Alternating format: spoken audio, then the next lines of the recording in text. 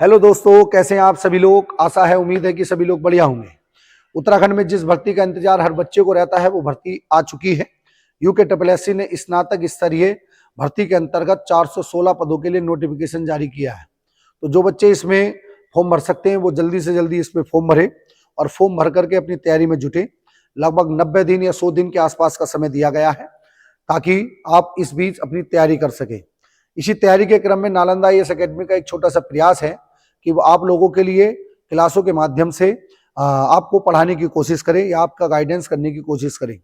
तो इस रिगार्डिंग जितनी भी अधिक जानकारी थी वो सारी की सारी हमारे यूट्यूब चैनल पर पहले ही डाल दी गई है। तो वहां पर जाइए और वहां पर जाकर के आप वीडियो देखिए। देखिए बेटा, ये जो यूकेएससी ने अपना सिलेबस जारी किया है उस सिलेबस के अंतर्गत एक जो हमारा सब्जेक्ट है राज व्यवस्था, तो उस राज व्यवस्था का बहुत इंपॉर्टेंट रोल है हमारी साहब आपके इस यूकेएससी की इस स्नातक स्तरीय परीक्षा के अंतर्गत।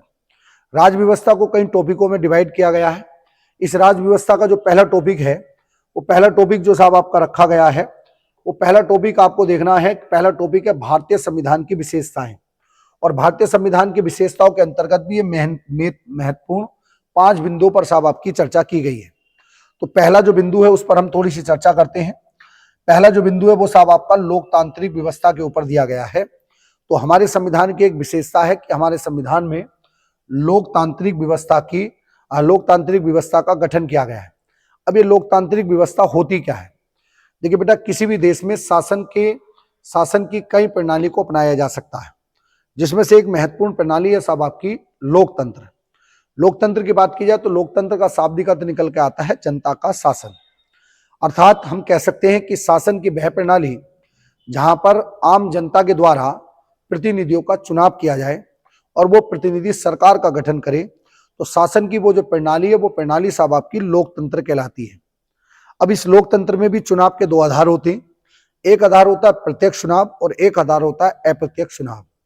अगर जनता स्वयं अपने प्रतिनिधियों को चुन रही तो ये प्रत्यक्ष चुनाव होगा, और जनता के जो प्रतिनिधि हैं वो अन्य लोगों को चुनेंगे तो ये साहब आपका अप्रत्यक्ष चुनाव होगा। अब हमारे देश में ये जो लोकतंत्र है या दुनिया भर में जो लोकतंत्र है इसकी कुछ विशेषताएं होती हैं। ये विशेषता आपको जाननी जरूरी है। जैसे लोकतंत्र की पहली विशेषता ये है कि यहाँ पर आम जनता को वोट डालने का अधिकार दिया जाता है। आम जनता यहाँ पर वोट डाल सकती है। दूसरा क्या है कि जनता स्वयं प्रतिनिधियों को चुनती है, तो प्रतिनिधियों की जनता के प्रति जवाबदेही होती है। वो जनता कभी भी प्रतिनिधियों से सवाल पूछ सकती है। अगर वो कसौटी पर खड़े नहीं होते तो अगली बार चुनाव फिर से आना है, फिर देखा जाएगा क्या होना है। दूसरा, इस लोकतंत्र के अंदर आम जनता को सामाजिक, आर्थिक, राजनीतिक तथा धार्मिक न्याय की स्वतंत्रता प्राप्त होती है। उनको आजादी मिलती है कि वो किसी भी धर्म को मान सकते। साथ के साथ इस लोकतंत्र के अंदर जनता को मौलिक अधिकार और मानवाधिकार जैसे अधिकार भी प्रदान किए जाते हैं। जनता को रिझाने की कोशिश की जाती है ताकि जनता का जो मान है वो लोकतंत्र के प्रति बढ़े और बढ़ चढ़ करके लोकतंत्र में जनता की भागीदारी हो। इसके साथ साथ जनता है उसको कानून के समान अधिकार या कानून के समान शासन प्राप्त होता है, क्योंकि जनता के जो प्रतिनिधि है वो कानून के अनुसार शासन करते हैं। तो ये लोकतंत्र की कुछ विशेषताएं हैं, और लोकतंत्र बड़ी मजबूती से हमारे देश में चल रहा है। जितना ज्यादा मतदान होगा उतना ही मजबूती से साहब आपका लोकतंत्र स्थापित होगा। अच्छा, अगली विशेषता की बात करें तो अगला है गणतंत्रात्मक व्यवस्था। देखिए भाई, हर देश के अंदर एक शासन प्रमुख होता है। इस शासन प्रमुख को 2 तरीके से चुना जा सकता है। पहला जो तरीका होता है वो साहब होता है राजतंत्र। पहला राजतंत्र है, और राजतंत्र किसे कहते हैं? शासन की वह व्यवस्था जहां पर एक ही परिवार का शासन चलता हो और उसके बाद उसके परिवार का बेटा या उसके परिवार का कोई अन्य सदस्य गद्दी पर बैठे। तो ऐसी जो शासन की व्यवस्था होती है इसको राजतंत्र कहते हैं। और जहां पर शासन प्रमुख का चुनाव किया जाए तो वो जो शासन की व्यवस्था होती है वो सब आपकी गणतंत्र व्यवस्था होती है। अब भारत की अगर बात की जाए तो भारत ने राजतंत्र को नकारा है, और राजतंत्र को नकारने के बाद हमारे देश में गणतंत्र को अपनाया। हमारे देश का जो शासन प्रमुख है वो राष्ट्रपति है, और राष्ट्रपति का जो चुनाव है वो जनता के प्रतिनिधियों के द्वारा किया जाता है। तो हम कह सकते हैं कि इनडायरेक्ट वे में जो गणतंत्र है भारत में वो सब आपका अप्रत्यक्ष तरीके का है। बहरहाल गणतंत्र हमारे देश में है। इस गणतंत्र की एक विशेषता, सबसे बड़ी विशेषता यह है कि गणतंत्र अगर जो भी देश अपनाता है तो वो क्या कर रहा है? वो सब आपका राजतंत्र को समाप्त कर रहा है, अर्थात एक परिवार के शासन को समाप्त कर रहा है। अच्छा, राजा किसको कहते हैं? राजा वो है जो अपने अनुसार कानून बनाए। तो गणतंत्र अपनाने के साथ ही जो राजा की जो शक्ति थी या कानून बनाने का जो राजा का अधिकार होता था वो समाप्त हो गया। अब जो कानून है वो कानून जनता के प्रतिनिधि बनाएंगे। तो गणतंत्र की एक बड़ी खूबसूरत विशेषता यह है कि गणतंत्र में शासन संविधान के अनुसार ही चलता है। जो संविधान में लिखा गया उसी के अनुसार शासन चलेगा, किसी व्यक्ति का यहाँ पर कोई दबदबा नहीं होता। यह हमारे गणतंत्र की सबसे खूबसूरत विशेषता है। अगर अगली विशेषता की बात की जाए तो अगला है सर्वधर्म समभाव। सर्वधर्म समभाव का मतलब है धर्मनिरपेक्ष, और धर्मनिरपेक्ष का मतलब है कि संविधान ये कहता है कि भारत की सरकार या भारत में जो राज्य है वो राज्य हर धर्म से दूर रहेगा और सभी धर्मों को समान समझेगा। सभी धर्मों को समान समझने का फायदा ये होगा कि भाई हमारे देश के अंदर जो देश की एकता और अखंडता है वो बनी रहेगी, भाईचारा बना रहेगा और सभी लोग मिलजुल करके काम करेंगे तो देश को डेवलप भी किया जा सकता है।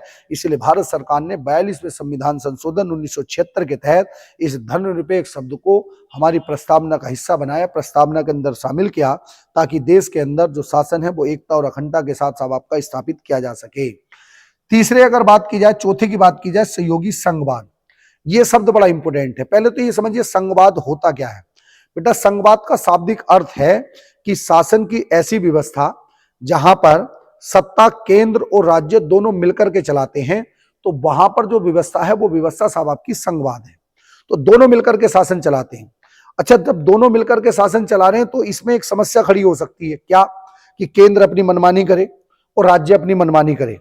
तो ये जो मनमानी थी, इस मनमानी को रोकने के लिए भारत के संविधान निर्माताओं ने पहले ये सोच लिया था कि इन फ्यूचर में हो सकता है कि केंद्र अपनी मनमानी कर रहा हो, राज्य अपनी मनमानी करे। तो उसके लिए पहली व्यवस्था कर दी, भाई 7वीं अनुसूची बना दी। और 7वीं अनुसूची के अंतर्गत ये किया कि 3 प्रकार की सूची बना करके भाई केंद्र के अपने विषय दे दिए, राज्य को अपने विषय दे दिए, और कुछ ऐसे विषय थे जो दोनों को सौंपे कि भाई दोनों मिलकर के काम करना, ताकि केंद्र और राज्य के बीच में मतभेद ना हो पाए। तो इसी कारण से हमारे देश में केंद्र और राज्य दोनों मिलकर के काम करते हैं। तो जब दोनों सरकारें मिलकर के काम करती है तो इसे ही साहब आपका सहयोगी संघवाद, या इसका एक और नाम आपको ध्यान रखना है, वो है साहब आपका सहकारी संघवाद। ये सहकारी संघवाद और सहयोगी संघवाद दोनों एक ही चीज है, तो इसलिए हमारे देश में ये स्थापित किया गया है। अच्छा, इसका उदाहरण हमें देखने को भी मिलता है। जैसे देखने को कहां पर मिलता है, जैसे कि साहब आप भाग नंबर 9 की बात करो तो भाग नंबर 9 में साहब आपका गांव का शासन ग्राम पंचायत दिया गया। 9 क में साहब आपका नगर का शासन दिया गया है। अब इसकी जो व्यवस्था है, इसको संवैधानिक दर्जा तो साहब आपका केंद्र ने दिया, संविधान ने केंद्र ने शामिल किया, और मगर इसको लागू कौन करती है साहब आपकी राज्य सरकार। राज्य सरकारें लागू कर रही हैं। क्यों कर रही हैं, यही ये दर्शाने की कोशिश की जा रही है कि केंद्र की योजना को राज्य लागू कर रहे हैं। क्यों, क्योंकि हमारे देश में कैसी अवधारणा को अपनाया गया है बेटा, सहयोगी संघवाद या सहकारी संघवाद की अवधारणा को अपनाया गया है। इसका जैसे एक और उदाहरण आपको मैं दूं तो वित्त आयोग की बात करो। भाई सारा टैक्स इकट्ठा होकर के केंद्र के पास पहुंचता है, केंद्र कितना पैसा वापस करेगा इसका फैसला वित्त आयोग करता है, अनुच्छेद 280 में दिया गया। तो वित्त आयोग सहयोगी संघवाद के कारण ही स्थापित हो पाया।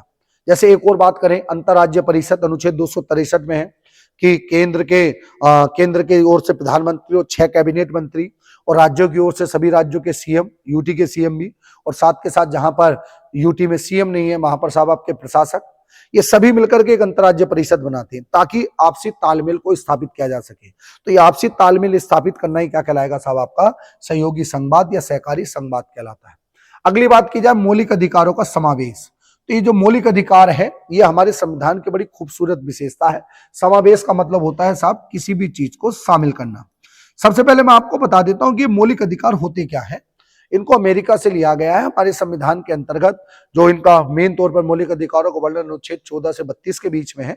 भाग 3 का ये हिस्सा है, भाग 3 जबकि 12 से लेकर के आपका 35 तक दिया गया है। अब मौलिक अधिकार हैं क्या? वह अधिकार जो बच्चे को जन्म के साथ प्राप्त होते हैं।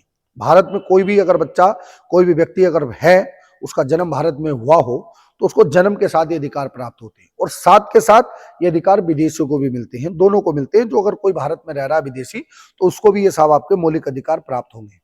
अब इन मौलिक अधिकारों की विशेषता ये है कि ये जो मौलिक अधिकार है अगर इनका उल्लंघन हो गया तो कोई भी व्यक्ति अनुच्छेद 32 और 226 का प्रयोग करके क्रमशः 32 के तहत सुप्रीम कोर्ट और 226 के तहत हाई कोर्ट जा सकता है। वो अपने मौलिक अधिकारों की रक्षा कर सकता है, इनको सुरक्षित कर सकता है। तो ये जो मौलिक अधिकार है इनको शामिल करके जो लोकतंत्र है और गणतंत्र है इसको मजबूत बनाने की कोशिश की गई है, ताकि जनता की प्रतिनिधियों के प्रति भागीदारी भी रहे और प्रतिनिधि जनता को जवाब दे सके और इन मौलिक अधिकारों को लागू करें। तो ये हमारे संविधान की सबसे खूबसूरत विशेषता है। इसी कारण से हमारा संविधान टिका हुआ है और शायद आने वाले कई सालों तक साहब आपका टिका रहे। ये पॉइंट आपको ध्यान रखनी है, ये संविधान की मूलभूत विशेषता है। अब बात अगर संविधान की हो रही तो थोड़ा संविधान के बारे में जानना जरूरी है। तो संविधान जो है वो नियम और कानूनों का ऐसा संग्रह है जिसके अनुसार हमारे देश का शासन चलता है और इस संविधान के अंतर जितने भी विधान यानी कि कानून दिए गए हैं, इन कानूनों को समान तौर पर लागू किया जाता है। संविधान के अगर इतिहास की बात करें तो दुनिया में सबसे पहला जो संविधान था वो अलिखित बनाया गया था और इंग्लैंड के द्वारा यह संविधान बनाया गया। पहला लिखित संविधान अमेरिका बनाता है। भारत ने भी लिखित संविधान के कॉन्सेप्ट को अपनाया। भारत समय समय पर कांग्रेस पार्टी के माध्यम से हमारे देश में समय समय पर संविधान की मांग हो रही थी, अन्य दल भी संविधान की मांग कर रहे थे। अंग्रेजी सरकार द्वितीय विश्व युद्ध के दौरान भारत के कांग्रेस पार्टी और अन्य राजनीतिक दलों को लालच भी दे रही थी कि हम आपके लिए संविधान बनाने को तैयार हैं, सारी चीजें करेंगे, बस आप हमें द्वितीय विश्व युद्ध में सहयोग दो। मगर कांग्रेस पार्टी अड़ गई कि हम सहयोग नहीं देंगे, आप हमारे देश को आजाद करिए और देश से बाहर जाइए। 1945 के दौर में ब्रिटेन में चुनाव हुए और क्लीमेंट एटली की वहां पर सरकार बनी और क्लीमेंट एटली ने प्रधानमंत्री बनने के बाद सबसे पहला काम यह किया कि भाई भारत जैसे देशों को अब आजाद किया जाए। असल में द्वितीय विश्व युद्ध में ब्रिटेन की कमर टूट गई थी, ब्रिटेन को बहुत नुकसान हुआ था, तो वो अपने देश के शासन को संभालने में असमर्थ हो रहे थे, तो वो भारत जैसे अन्य देशों का शासन कैसे संभालते। तो इसीलिए इस समस्या का समाधान ये निकाला कि भाई भारत जैसे देशों को अब आजाद करो, अब समय आ गया है। तो अंग्रेजों की एक खूबसूरत बात यह रही कि उन्होंने आजाद करने से पहले हमारे देश में संविधान बनाने की व्यवस्था की। कैबिनेट मिशन को इन्होंने भेजा। 1946 में कैबिनेट मिशन आया, 3 सदस्य मिशन था और इस मिशन ने क्या किया कि सभी राजनीतिक दलों को इकट्ठा करके एक कॉमन एजेंडा ये निकाला कि भाई एक संविधान सभा बनाते हैं और इस संविधान सभा के जो प्रतिनिधि होंगे वो आम जनता चुनेगी। अप्रत्यक्ष तौर पर ये प्रतिनिधि चुने गए और ये प्रतिनिधि मिलकर के संविधान का निर्माण करेंगे। बहुत सारे जगह से स्रोत लिए गए, अलग अलग जगहों से जानकारी इकट्ठा की गई और इकट्ठा करके कुछ बैठक हुई और इन बैठकों की 11 बैठक होती है। इन बैठकों के माध्यम से 26 नवंबर 1949 को हमारे संविधान को पारित कर दिया गया। इस संविधान को तैयार करवाने में सबसे बड़ी भूमिका प्रारूप समिति की थी और इस प्रारूप समिति के अध्यक्ष डॉक्टर भीमराव अंबेडकर थे।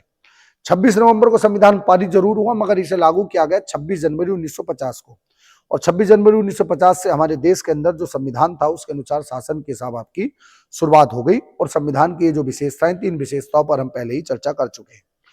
अब आगे की क्लास में हम जो ये हमारे क्वेश्चंस हैं, इन क्वेश्चंस पे थोड़ी सी चर्चा करेंगे। जो बची कुछ जानकारियां हैं वो सब आपको क्वेश्चन में देखने को मिलेंगी। तो एक एक करके हम सभी क्वेश्चनों को लेते हैं और जो भी इनका सटीक आंसर होगा वो आप लोग भी कोशिश करेंगे कि जो भी बच्चा वीडियो को देखे तो वो इनके आंसर लगाते चले और लगाने के साथ साथ इसको साहब आपका बाद में ये चेक भी करे कि कितना स्कोर आया, कितना स्कोर नहीं आया। तो बेटा जो पहला सवाल है वो पहला सवाल हमारे संविधान की विशेषता के अंतर्गत ही दिया गया है। ये लोकतंत्र की विशेषता के अंतर्गत है कि भाई लोकतंत्र में एक अधिकार ये भी था कि हर व्यक्ति को वोट डालने का अधिकार दिया जाता है। तो अगर हमारे संविधान की बात की जाए तो सवाल लोकतंत्र के अंतर्गत क्या है कि निम्नलिखित में से किस संविधान संशोधन के तहत है मतदान की आयु को 21 वर्ष से घटा करके 18 वर्ष कर दिया गया था। हमारे देश के सबसे युवा प्रधानमंत्री राजीव गांधी रहे और राजीव गांधी ने यह सोचा कि भाई युवाओं की शासन में भागीदारी होनी चाहिए। असल में मूल संविधान में मतदान की जो न्यूनतम आयु थी वो 21 वर्ष हुआ करती थी। राजीव गांधी सरकार ने 61वां संविधान संशोधन किया और 61वां संविधान संशोधन करके इस मतदान की आयु को 21 वर्ष से घटा करके 18 वर्ष कर दिया था और युवाओं की बड़े पैमाने पर भागीदारी को सुनिश्चित किया था ताकि लोकतंत्र के प्रति आम जनता की भावना जागृत हो और हमारा जो लोकतंत्र है वो साहब आपका मजबूती से स्थापित हो पाए। तो ये कदम बहुत बड़ा कदम रहा और इसी बड़े कदम के कारण से लोकतंत्र मजबूत हो रहा है और दिन पे दिन हमारे देश में जो वोट परसेंटेज है वो कभी बढ़ रही है, लगातार वो इंक्रीज हो रही है। एक पॉइंट आपको इस सवाल से ध्यान रखना है कि जिस समय पर ये 61वां संविधान संशोधन हुआ था, इस समय पर हमारे देश के जो प्रधानमंत्री थे वो प्रधानमंत्री का नाम तो सबको मैंने आपको बता ही दिया, क्या नाम था भैया, राजीव गांधी। देश के सबसे युवा प्रधानमंत्री रहे और साथ के साथ आपको यह भी ध्यान रखना है बेटा संविधान में संशोधन तभी हो सकता है जब संसद के दोनों सदनों से प्रस्ताव पारित हो जाए। संसद के दोनों सदनों का मतलब लोकसभा और राज्यसभा से प्रस्ताव पारित हो जाए और साथ के साथ ये जो प्रस्ताव है इस पर भारत के राष्ट्रपति के हस्ताक्षर भी हो जाए।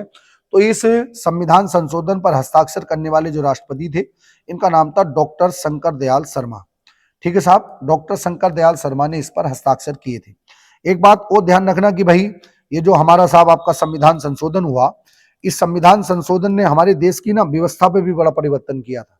जो हमारा इलेक्शन कमीशन इनके निर्वाचन आयोग था वो पहले साहब आपका एक सदस्य हुआ करता था, और जब ये संविधान संशोधन हो गया तो निर्वाचन आयोग का काम बढ़ा, और निर्वाचन आयोग का जब काम बढ़ा तो काम बढ़ने पर इसको एक सदस्य से बढ़ा करके साहब आपका 3 सदस्य कर दिया गया था, और साथ के साथ राज्यों के अंदर भी निर्वाचन आयोग का गठन किया गया है।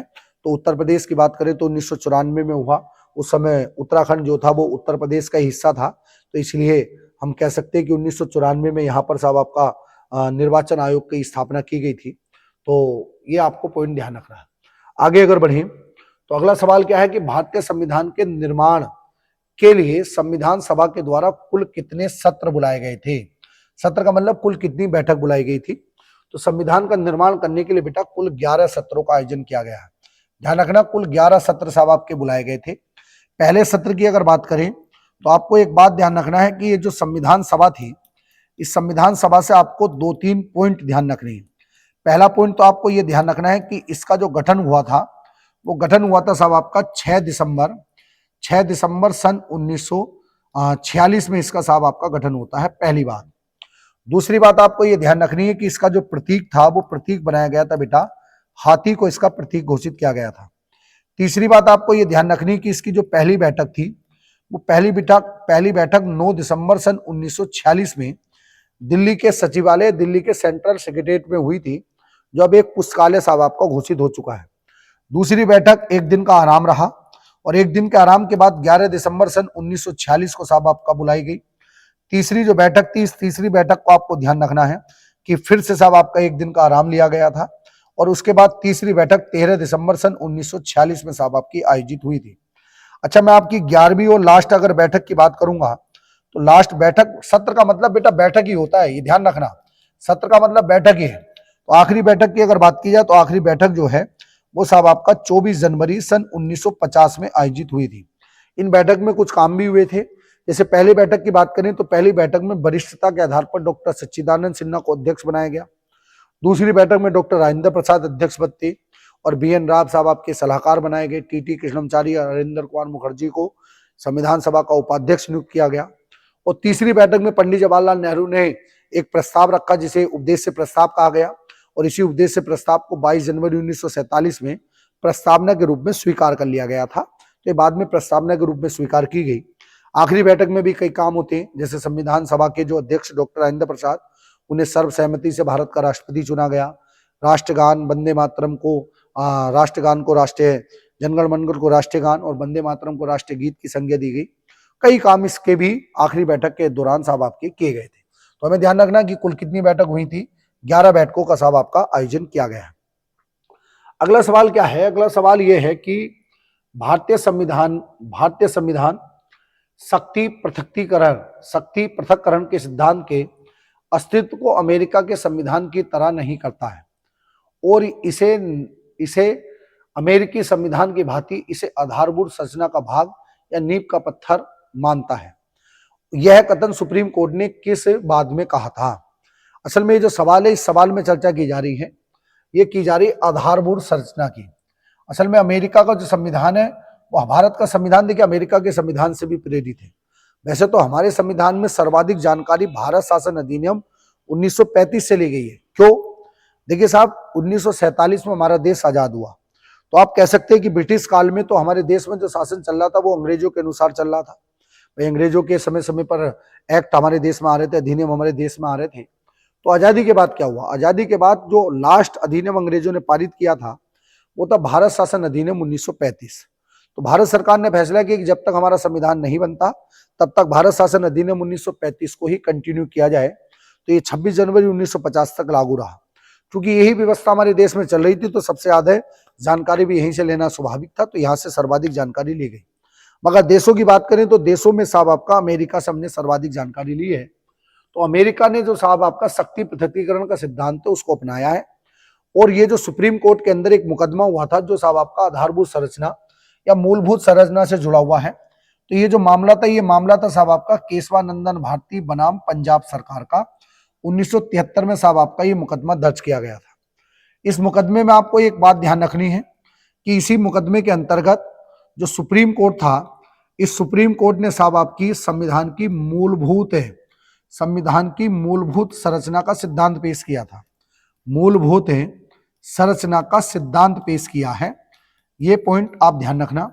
और साथ के साथ आपको यह भी ध्यान रखना है कि ये जो मुकदमा था, इस मुकदमे में साहब आपके 13 न्यायाधीशों की एक पीठ बनाई गई थी। 13 न्यायाधीशों ने फैसला किया था और ये फैसला 7-6 के आधार पर साहब आपका हुआ। 7 व्यक्तियों ने केशवानंदन भारती को सही माना और केशवानंदन भारती को सही मानते हुए ये इनके पक्ष में साहब आपका मुकदमा दिया था या फैसला दिया था केशवानंदन भारती के पक्ष में। अब सवाल आता है कि ये मुकदमा था क्या कि जिसमें केशवानंदन भारती की जीत होती है। असल में बड़ा सिंपल सा मामला था। देखिए भाई, हमारे संविधान के अंदर संपत्ति का अधिकार 2 जगह पर दिया गया था। एक अनुच्छेद नंबर 31 में दिया गया था कि हर व्यक्ति के पास मौलिक अधिकार होगा कि वो संपत्ति रख सकता है, और साथ के साथ अनुच्छेद नंबर 19F में भी ये दिया गया था। 19F में कहा गया था कि हर व्यक्ति के पास अधिकार होगा कि वो संपत्ति रखने की स्वतंत्रता रख सकता है या संपत्ति को साफ रखने की उसको स्वतंत्रता दी जा रही है।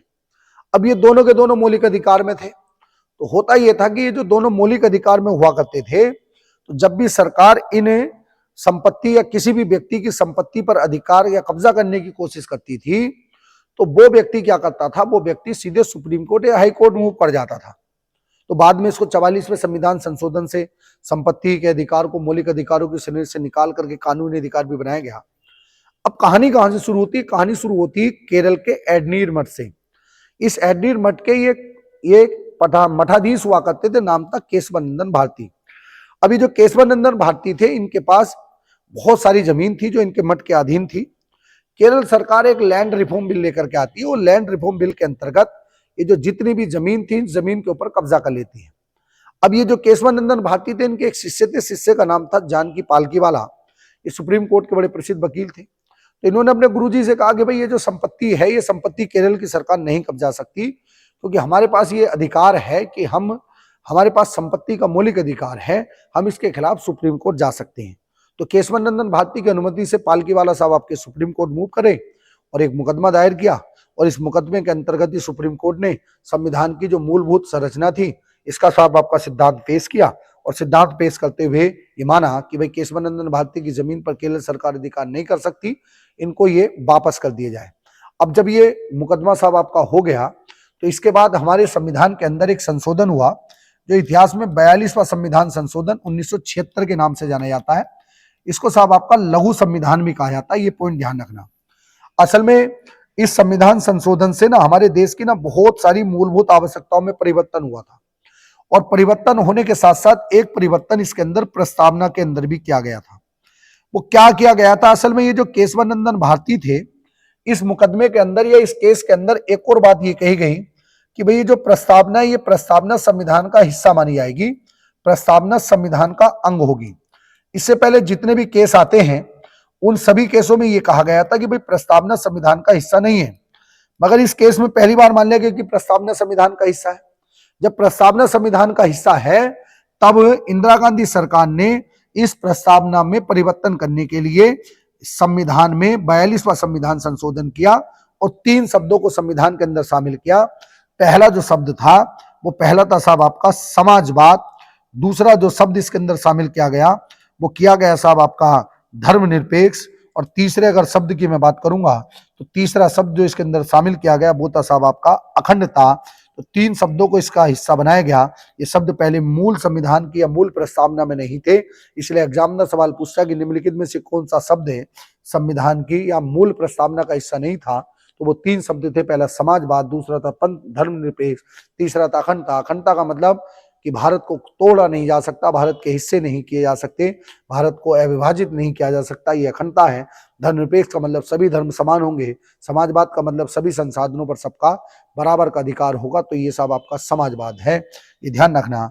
अगले सवाल की ओर चलते हैं। अगला सवाल क्या है भाई? सवाल 2 लेवल के रखे गए, एक आसान एक थोड़ा सा मुश्किल। तो लेवल 1 चल रहा है, इस लेवल 1 में हम आसान सवालों पर चर्चा कर रहे हैं। तो पहला अगला सवाल है साहब आपका कि भारत में भारत में राजनीतिक शक्ति का स्रोत है। तो भारत में राजनीतिक शक्ति का स्रोत क्या है? पहला साहब आपका संसद है, दूसरा क्या है साहब आपका लोकसभा, तीसरा जनता, चौथा क्या होगी साहब आपका संविधान हो गया। तो राजनीतिक शक्ति का स्रोत मतलब राजनीतिक शक्ति कहाँ से निकल के आती है? तो हमें ध्यान रखना है कि राजनीतिक शक्ति हमें कौन प्रदान करता है साहब आपका संविधान प्रदान करता है। ध्यान रखना ये। अच्छा, एक और बात आपको ध्यान रखनी है कि ये जितने भी सवाल हैं ये सारे के सारे सवाल भाई UKSSC के किसी ना किसी एग्जाम में आए हुए हैं, तो उन्हीं को मैंने रखा है, इन्हीं को साहब निकाल करके इधर उधर से स्रोत से इकट्ठा करके इनको शामिल किया गया। तो आप इसको ध्यान रखना। अगला है कि भारत में राज्य की, नहीं बेटा ये राज्य नहीं होगा, ये टाइपिंग एरर है, इसका नाम ध्यान रखना राज्यपाल। तो राज्यपाल की जो नियुक्ति है वो नियुक्ति हेतु न्यूनतम आयु कितनी है? तो राज्यपाल की नियुक्ति के लिए जो न्यूनतम आयु है वो साहब आपका वो है आपकी 35 साल। 35 साल इसकी न्यूनतम आयु है। राज्यपाल की अगर बात करें तो आपको राज्यपाल से ये पता होना चाहिए कि राज्यपाल जो होता है वो साहब आपका केंद्र का प्रतिनिधि होता है, केंद्र का प्रतिनिधि होता है। एक बात और आपको ध्यान रखनी है कि राज्यपाल की नियुक्ति नहीं होती, राज्यपाल को जो है भारत के राष्ट्रपति के द्वारा मनोनीत किया जाता है, ये साहब आपका मनोनीत होता है। ये पॉइंट आपको ध्यान रखना है। एक और बात आपको ध्यान रखनी है कि अगर कोई व्यक्ति राज्यपाल है तो वो उस राज्य का नहीं होना चाहिए जहां पर मतलब राज्यपाल अगर किसी को नियुक्त किया जा रहा है तो अपने मूल राज्य में साहब आपका नियुक्त नहीं हो सकता है, मूल राज्य में मनोनीत नहीं हो सकता है। राज्यपाल की अगर बात करें तो इसके शपथ की बात करें तो इसको शपथ जो दिलाएगा वो शपथ जो आपको राज्यपाल साहब को दिलाते हैं वो दिलाते बेटा हाई कोर्ट का मुख्य न्यायाधीश। ध्यान रखना, हाई कोर्ट का मुख्य न्यायाधीश इसको शपथ दिलाएगा। कार्यकाल की अगर बात करें तो कार्यकाल वैसे इसका फिक्स नहीं होता, मगर 5 साल मैक्सिमम कह सकते हैं। तो हम कह सकते हैं कि राष्ट्रपति की इच्छा के अनुसार इसका कार्यकाल है। ये पॉइंट आप ध्यान रखेंगे। अच्छा, अगर बात की जाए त्यागपत्र की तो ये जो त्यागपत्र अपना सौंपेगा तो त्यागपत्र ये जो देगा वो किसको देगा साहब आपका राष्ट्रपति को त्यागपत्र देगा और त्यागपत्र देकर के अपने पद से कभी भी मुक्त हो सकता है।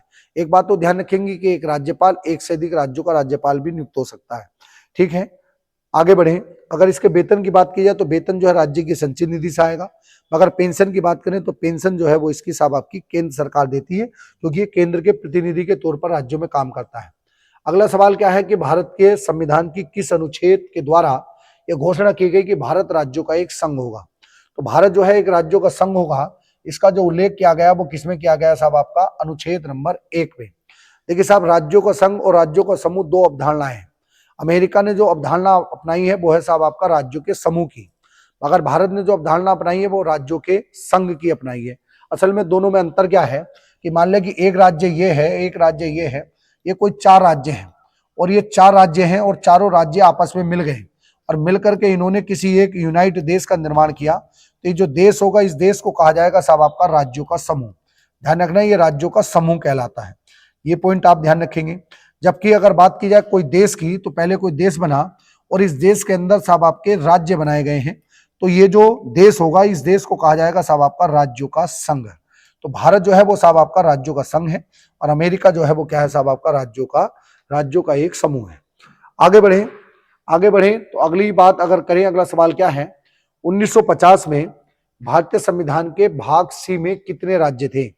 असल में हमारे देश के अंदर जो 565 रियासतें थी, इनमें से 13 रियासत तो पाकिस्तान गई और 552 रियासतें भारत में आती हैं। अभी जो 552 रियासतें आई भारत में, तो इन 552 रियासतों को मुख्यतः 3 श्रेणियों में साहब आपका डिवाइड किया गया। पहली श्रेणी को आप ए कह सकते हैं, दूसरी श्रेणी को बी कह सकते हैं, तीसरी श्रेणी को साहब आपका सी कह सकते हैं। मगर आप कहोगे कि तो हमने तो डी भी पढ़ी है, तो मैं डी भी आपके लिए लिख देता हूं।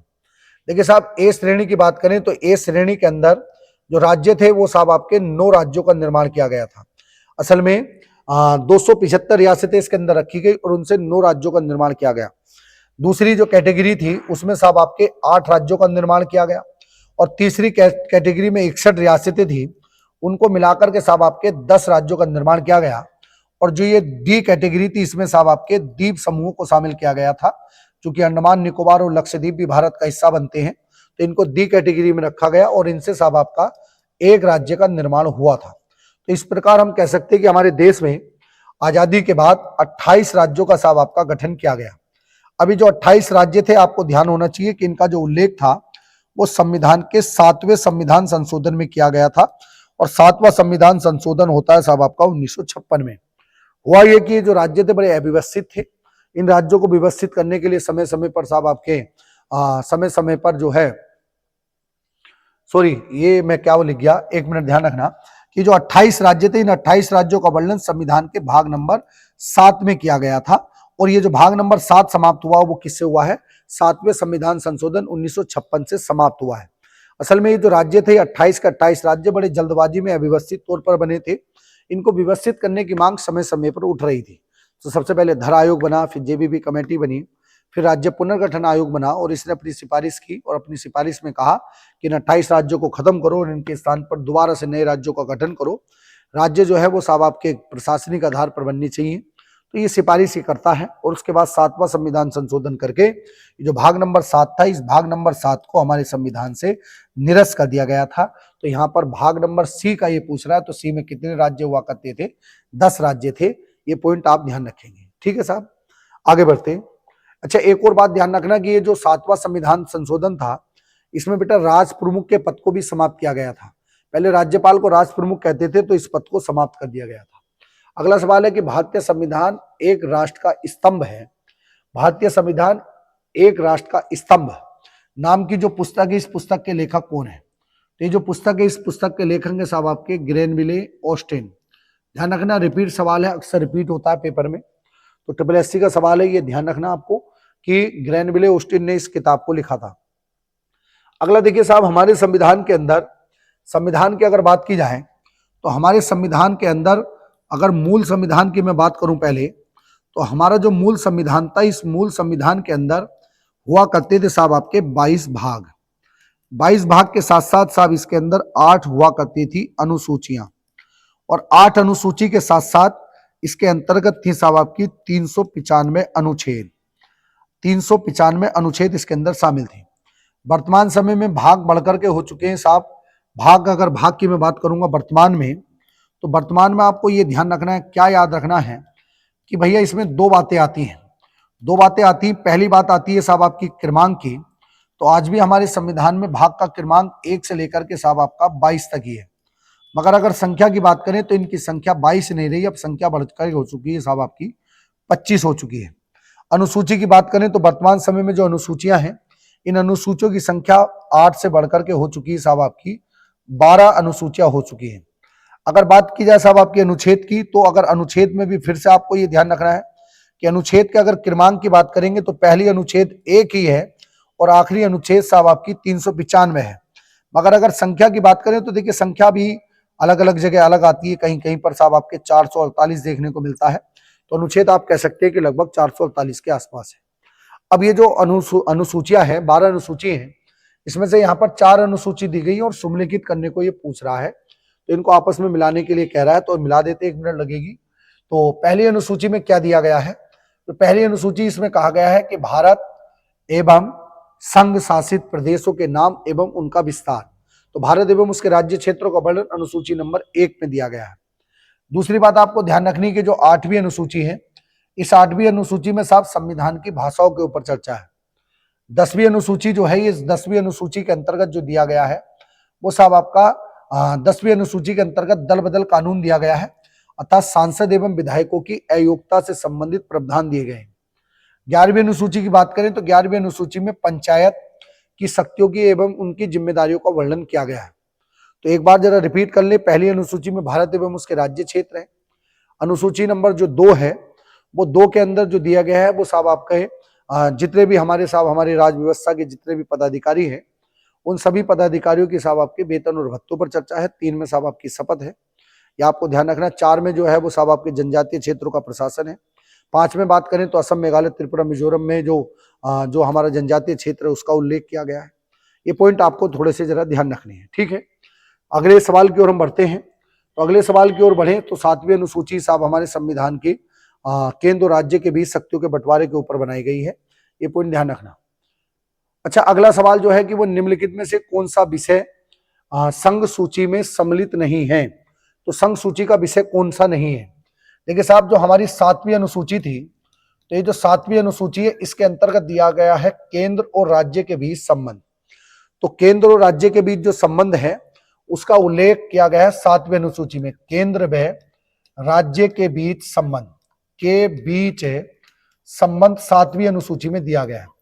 और ये जो संबंध है, इस संबंध को साहब आपका 3 अनुसूचियों के अंतर्गत डिफाइन किया गया है। अर्थात ये बताया गया है कि भाई जो हमारा राज्य है और केंद्र है, इनके बीच में शक्तियों का बंटवारा मेन तौर पर कैसे किया जाएगा, तो ये 3 अनुसूचियों में डाला गया है। पहली अगर बात करें तो पहली वाली जो अनुसूची है या सूची है, उसका नाम है साहब आपका संघ सूची। दूसरी वाली का नाम राज्य सूची है।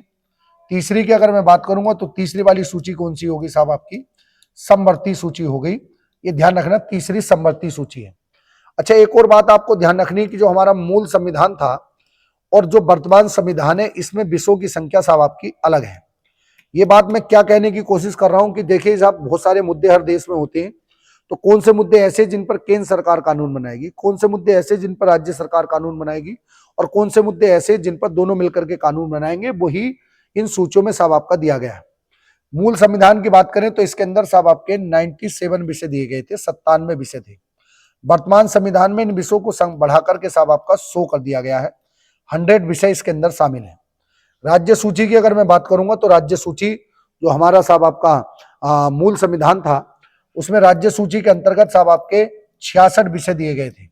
और वर्तमान संविधान की बात करेंगे तो इसमें कितने विषय दिए गए साहब आपके, 61 विषय हो गए हैं। यानी कि 5 विषय इससे निकाल दिए गए और ये 5 विषय निकाल करके समवर्ती सूची में डाले गए हैं।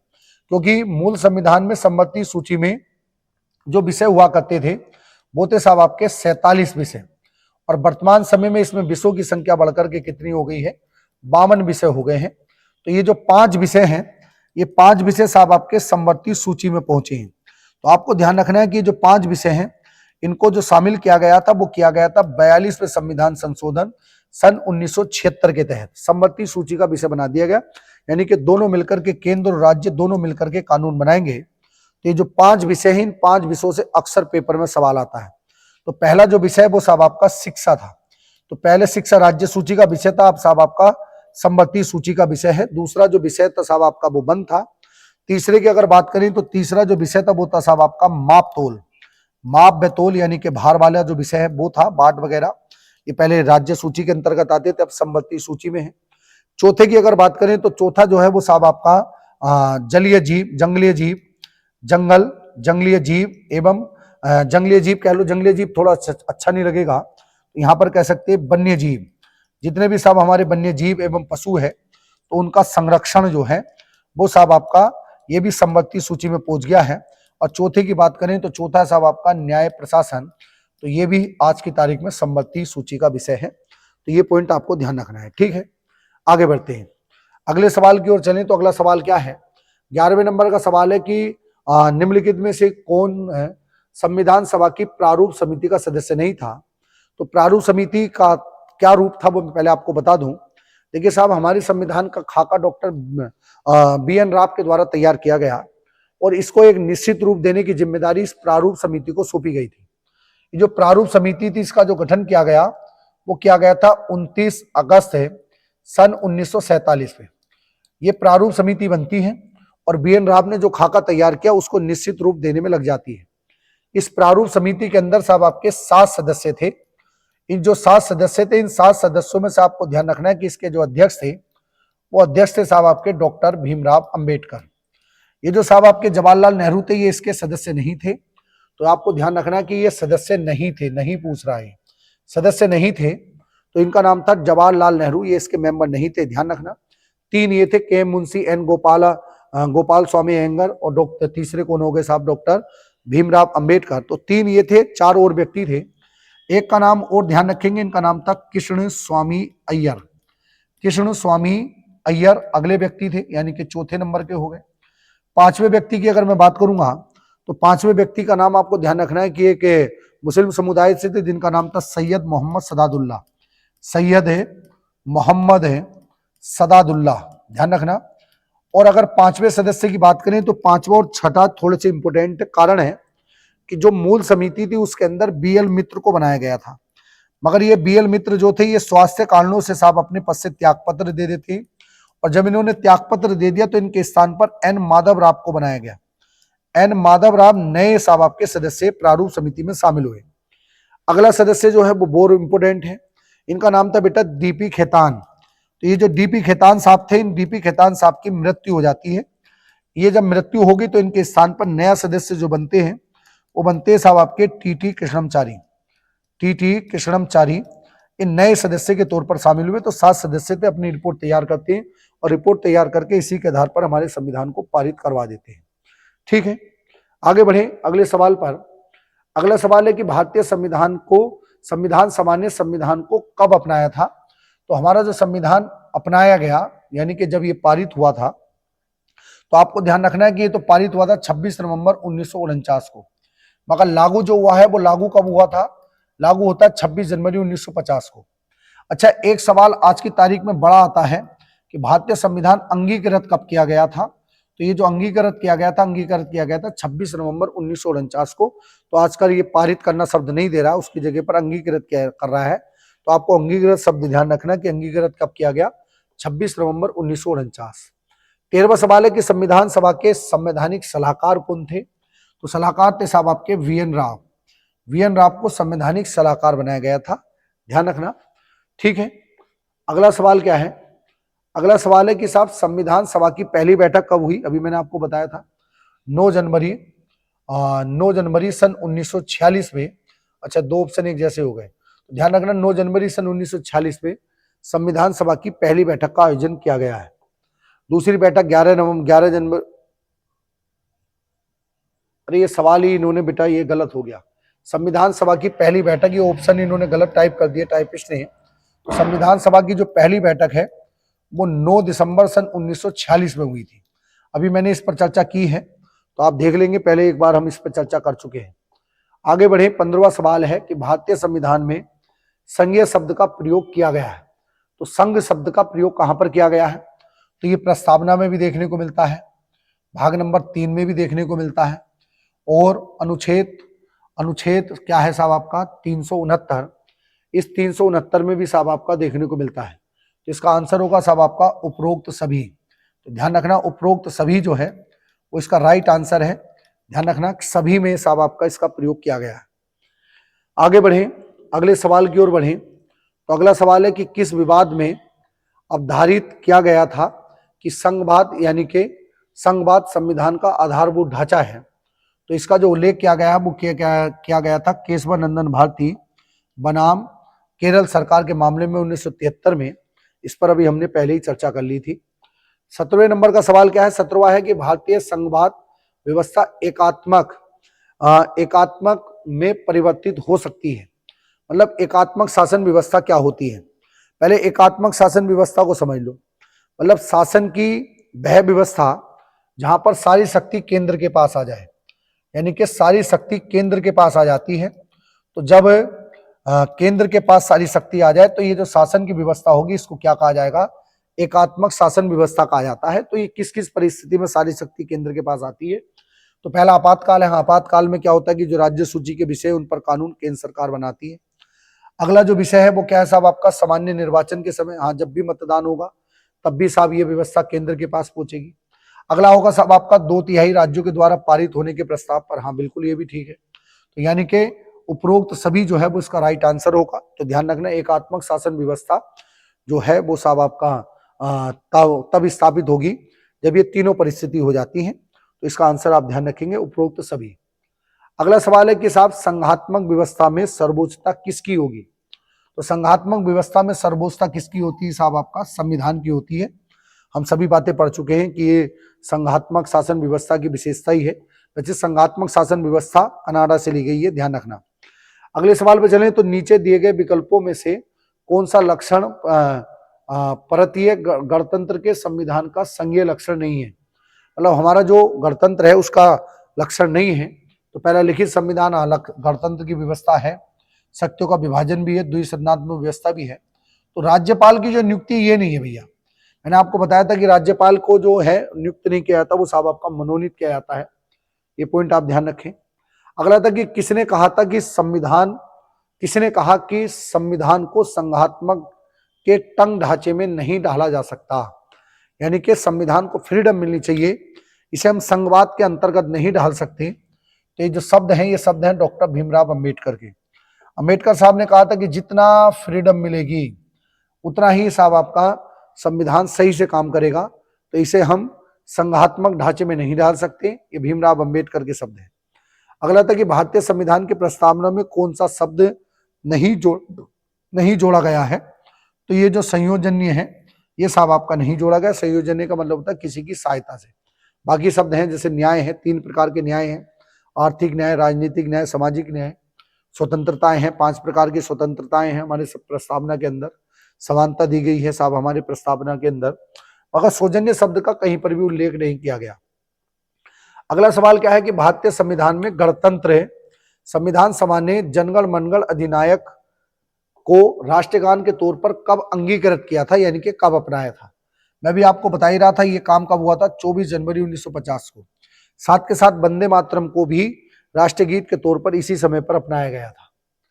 अगला सवाल है, देखो हम पहले ही चर्चा कर चुके हैं ना, तो देखो सवाल कितनी जल्दी हो रहे हैं। अभी मैंने आपको बताया संघ सूची में कितने विषय हैं, तो वर्तमान समय में संघ सूची में विषयों की संख्या कितनी हो गई, 100 हो गए। राज्य सूची में 61 है और संबंधित सूची में कितने विषय हैं साहब, 52 विषय हैं, ध्यान रखना।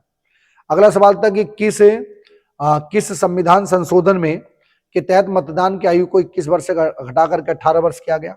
अभी देखो सब चर्चा हो चुकी है। 61वां संविधान संशोधन से मतदान की आयु कम हुई है।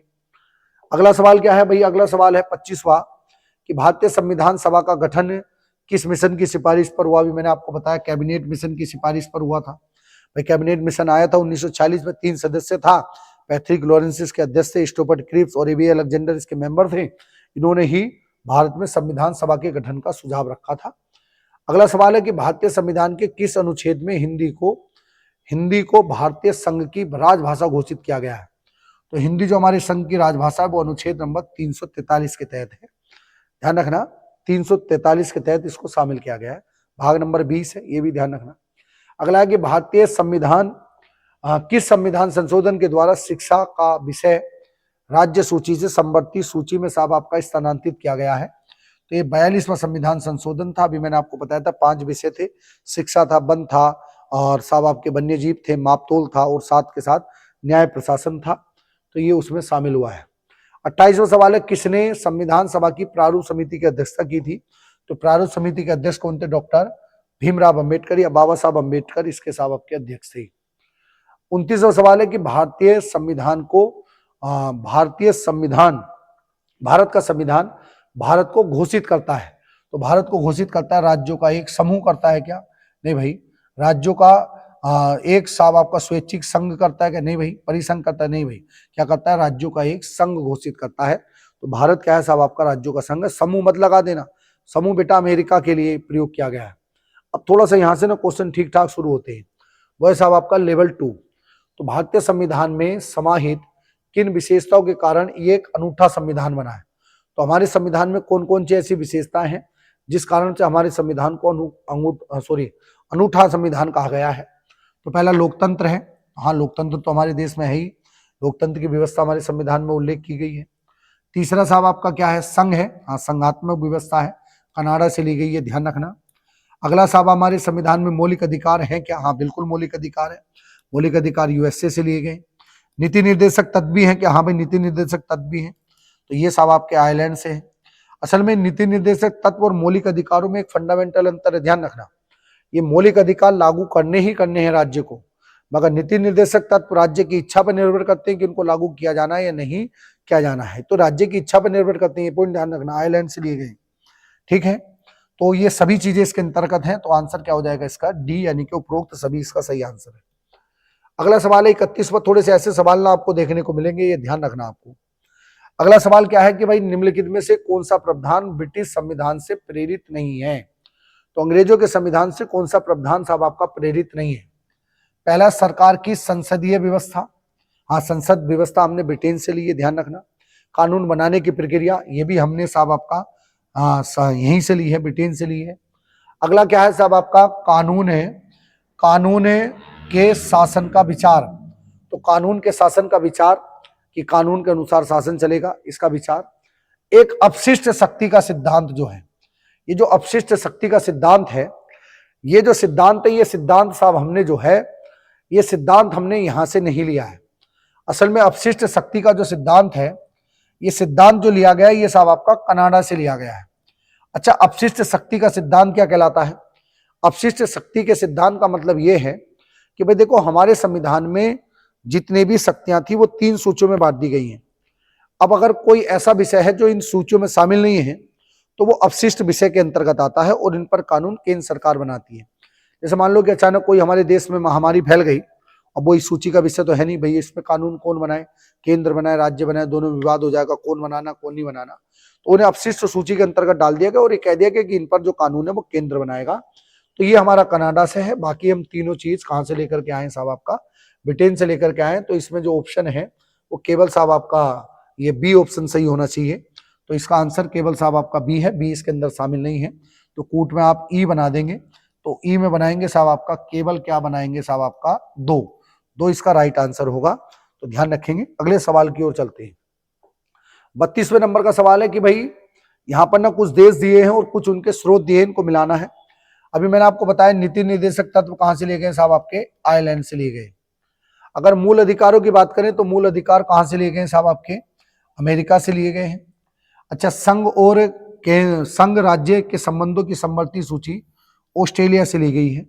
भारत राज्यों का संघ यानी कि परिसंघ होगा तो संघात्मक व्यवस्था हमने कनाडा से ली है और संघों की शक्ति इसमें निहित होगी तो कनाडा से ली है। तो इसका आंसर बिल्कुल ठीक हो जाएगा। पहले का जो होगा वो साहब आपका तीसरा होगा, दूसरे का चौथा होगा और साहब आपका तीसरे का जो होगा वो क्या होगा साहब आपका पहला होगा और चौथे का कौन सा होगा साहब आपका दूसरा होगा। तो ये इसका स्कूट आंसर बिल्कुल ठीक होगा, आप इसको ध्यान रखना। अगले सवाल की ओर चलते हैं। 33वां सवाल क्या है, 33वां सवाल है भारतीय संविधान में सर्वाधिक प्रभाव किसका पड़ा है। तो मैं आपको बता रहा था कि हमारे संविधान में सर्वाधिक प्रभाव जो पड़ा है वो भारत शासन अधिनियम 1935 का पड़ा है, ये ध्यान रखना। अगर देशों में पूछ ले तो देशों में आंसर क्या लगाएंगे, अमेरिका का सर्वाधिक प्रभाव है। अगला सवाल है बेटा, अगला सवाल है कि भारत में नागरिकों को संप्रभु अथवा देश की जनता को संप्रभुता से आसरा क्या है। संप्रभुता मतलब जनता सर्वोच्च है, जनता के पास सारी शक्ति है, वो इसलिए है क्योंकि भारतीय जनता को वोट देने का अधिकार प्राप्त है। भारत की जनता मतदान कर सकती है, इसलिए भारत में संप्रभु की विशेषता है। वैसे संप्रभुता का मतलब होता है कि हमारे देश पर किसी और का शासन नहीं होगा, जनता का शासन ही होगा, तो इसलिए भारत को संप्रभु देश भी घोषित किया गया है। अगला सवाल है कि भारतीय संविधान के संदर्भ में निम्नलिखित कथनों पर विचार करिए। और निम्नलिखित कथनों पर साहब आपका विचार करना है और विचार करके इन संविधान के जो कथन है इसमें से हमें ये बताना है कि कौन सा कथन साहब आपका सही है और कौन सा कथन सही नहीं है। तो अगला सवाल है भारतीय संविधान मतलब संविधान संघीय एवं राज्य विधानमंडल के अधिनियम तथा संघीय राज्य कार्यपालिका की क्रियाकलापों की न्यायिक समीक्षा की व्यवस्था करता है। हाँ, भारतीय संविधान में न्यायिक समीक्षा का प्रावधान दिया गया है। अगला है कि संविधान भारत के नागरिकों को दोहरी नागरिकता प्रदान करता है कि नहीं भैया। हमारे देश में एकल नागरिकता, और वो कहां से ली गई है, ब्रिटेन से ली गई है। अगला है कि संविधान हिंदी को भारतीय संघ की राजभाषा के तौर पर मान्यता प्रदान करता है, बिल्कुल ठीक है। अगला है कि संविधान के द्वारा प्रत्येक नागरिक को जिसने 20 वर्ष की आयु को प्राप्त कर लिया हो उसे प्रत्येक स्तर पर सरकार के निर्वाचन में भागीदारी का अधिकार दिया है क्या, नहीं भैया। तो मतदान की आयु कितनी बताई गई है साहब, आपकी 18 वर्ष बताई गई है। तो ध्यान रखना 18 वर्ष ये साहब आपकी व्यवस्था की गई है। अच्छा, आखिरी सवाल की ओर चलते हैं। तो ये भी सवाल हमारा ऑप्शन गलत हो गया। आखिरी सवाल की बात करें तो निम्नलिखित में से कौन सा कथन भारतीय संविधान की प्रमुख विशेषता यानी कि संसदीय व्यवस्था के रूप में निरूपित नहीं करता। तो कौन सी व्यवस्था साहब हमारी नहीं है। तो पहला है संघात्मक व्यवस्था में संसद की प्रधानता होती है, हाँ बिल्कुल ठीक है। अगला है कि भारत में संसाधनात्मक सरकार की व्यवस्था है, हाँ बिल्कुल ठीक है। संसद की मतलब संघात्मक शासन की व्यवस्था है। निम्नलिखित में से शासन का संचालन वस्तुतः मंत्रिपरिषद के द्वारा कहता है, हाँ मंत्रिपरिषद ही करती है। अगला कि मंत्रिपरिषद विधायिका के प्रति अनुत्तरदायी है, नहीं भैया उत्तरदायी है। मंत्रिपरिषद जो है वो सामूहिक तौर पर, आपको ध्यान रखना है कि सामूहिक तौर पर विधायिका के प्रति उत्तरदायी है।